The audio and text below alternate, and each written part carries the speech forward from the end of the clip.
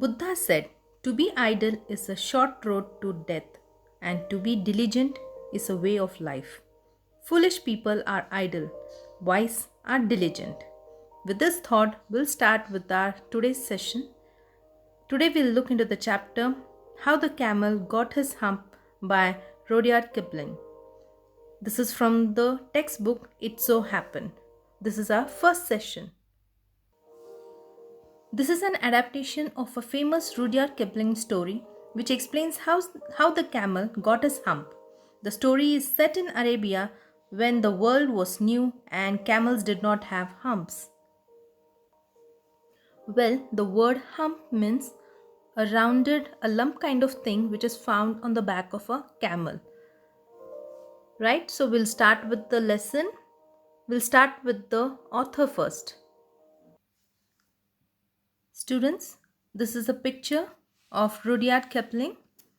He was an English journalist, short story writer, poet, and a novelist. He was born on 1865 and died in the year 1936. He was born in Bombay, what we call as Mumbai today, but he was educated in England. In 1882, he returned to India where he worked for Anglo-Indian newspapers. He was known for his short stories, his collection of short stories, roughly and affectionately drawn soldier portraits. In 1894 appeared his Jungle Book, the very famous Jungle Book, right? We have got recently the movie also on it, which became classic all over the world. Rudyard was Rudyard was recipient of many honorary degrees and other awards. He also received Nobel Prize in Literature in the year 1907. So let us start with the lesson How the Camel Got His Hump. The world had just begun and the animals were working for humans. There was one lazy animal that did nothing and said nothing but humph. Even the clever Jinn was at his wits' end. So these are some pointers they have given before we could start with the lesson. Here in the story, it is mentioned about those days when humans just started learning how to settle rather than just moving from place to place in search of food and shelter. And those were the days when animals were working for humans. That we have already seen a certain graph in the subject history about it, right? But there was one particular lazy animal who did nothing, but only thing he said was humph. And to this, even the jinn, who was very clever, had to find some sort of solution for this. So let us look into this lesson. We'll first read about it. I hope you will also read with me. In the beginning, when the world was new and the animals were just beginning to work for man, there was a camel, and he lived in the middle of an howling desert because he did not want to work. He ate sticks and thorns and prickles, and when anybody spoke to him, he said humph, just humph, and no more. Presently, the horse came to him on Monday morning with a saddle on his back and said, "Camel, O camel, come out and trot like the rest of us." So, here, let me explain till this part, then we'll go ahead. We'll just talk about the new words over here. So, of course, camel means you have a picture in your mind that it is somewhere in the desert, and they have given a word called howling desert. Howling means nothing but it's a place where nothing is found. It's a desolated area, and this just gives a deep silence, but still they say it's a howling desert where nobody's found. So in this desert there was a camel who was living in the middle of the desert, and he did not want to work, and the only thing he used to say was humph. Now what is humph? Humph is a way of saying, like, it's a short, deep sound made with a closed lip kind of thing, and it is a kind of expression when you want to show some kind of dissatisfaction. You want to say that, huh, I don't want to do this. So that is this humph. So first animal we are talking about is horse. So it was a Monday morning. So that was, as mentioned, that the first day of the world when animals started working for humans. So horse goes to camel and says that, camel, oh camel, come out and trot like us. Trot is a short kind of steps taken, which are faster than walk, and not actually running, it's just faster than walk, and it's a kind of rhythmic action. Okay, when you see horse how they walk, yes, so that is called as trotting, and it is inviting the camel to trot with him.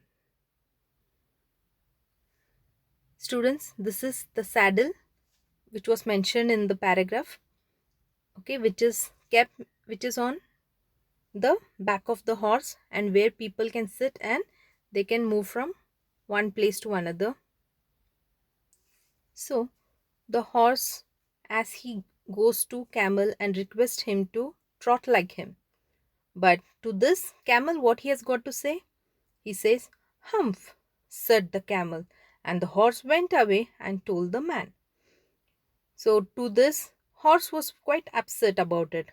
The only answer he could get was hump, because he was quite friendly to him. He was expecting that once he goes to him, he may come and he would work with the rest of the animals. But this doesn't likely seem to be happening. Going on, next one. Presently, the dog came to him with a stick in his mouth and said, camel, oh camel, come and fetch and carry like the rest of us. Humph, said the camel, and the dog went away and told the man. So again, same thing was repeated with the dog. First the horse went and he didn't listen. He was very much a way of showing the disappointment. He just said hump, and the same answer was given to the dog. Dog also requested him that he should also come and fetch. Fetch means to carry, to take the stones or wood from, as the man has ordered to them.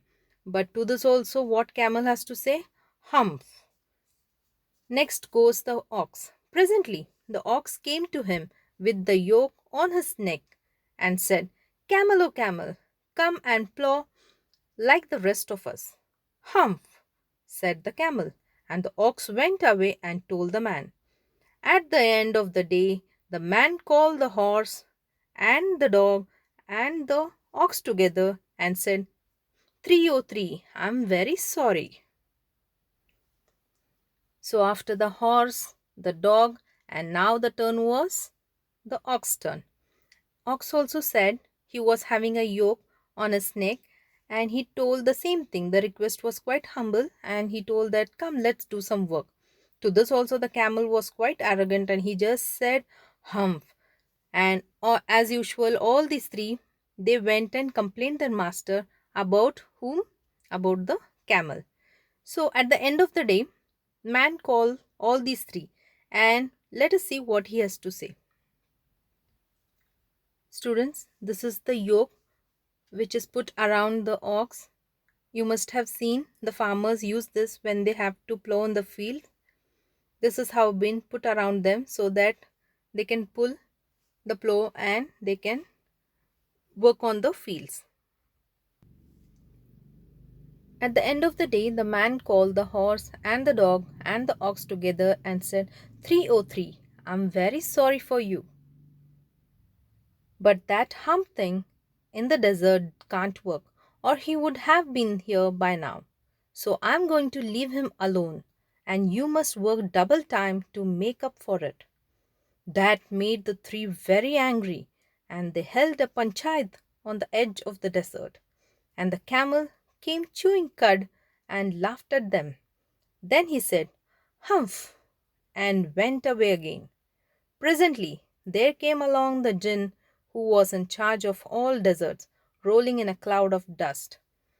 So finally, man calls all these three and he tells them that he can't help it with this camel anymore since he is very lazy and he doesn't want to work. The only thing what does he do? He just keeps on chewing the cud and he is not interested to do any of the work. So the thing is that they have to do the double the work since they have to cover up his work also. Listening to this, all the three go very furious and they keep on thinking what to do with this. And finally, they decide to have a panchayat.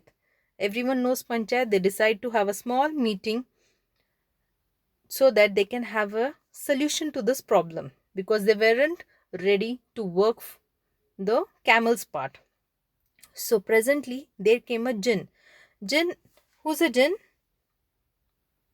Jinn is Jinn is a spirit, a kind of spirit who has some magical powers and who can also take any form of an animal or a human. So it is meant to be like that. That Jinn was supposed to be the in charge of all the deserts. And now this dog came up with an idea that we have to call up Jinn and we are going to put our problem to him. So to this, let us see what's going to happen.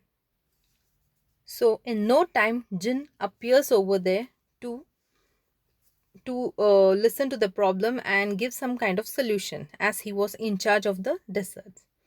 Jinn of all deserts, said the horse, is it right for anyone to be idle?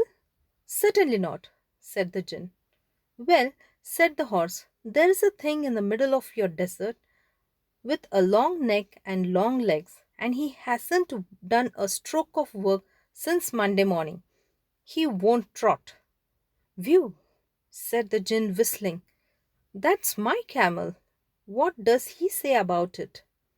He says, humph, and he won't plough, said the ox. Very good, said the Jinn. I'll hump him if you will kindly wait a minute. So finally, Jinn came to the call of all these three, and all these three genuinely they told their complaints to him. Jinn patiently listened to him, and first horse came to him, and he just asked a simple question: is it right for anyone to be idle? To this Jinn, or rather anyone who could be, he would have said that the answer is no. No one should be idle. Everyone should be doing their part of work. Well, then the thing which has got long neck and long legs is not ready to do work, and since Monday he has not done even a single stroke of work. To this, Jinn was like, oh, that is my camel, and what he has got to say about it? Why is he doing that? So he has got many things in his mind. Who? Jinn. And he asks these three what he has to say about it. All the three says that he just answers as humph to whatever these three tell. Then Jin decides to teach him a lesson and he says that you should wait for a minute, uh, that they should wait for a minute to get a proper solution. So let us see what Jin has to do and how he is going to trick the camel so that he can work for man.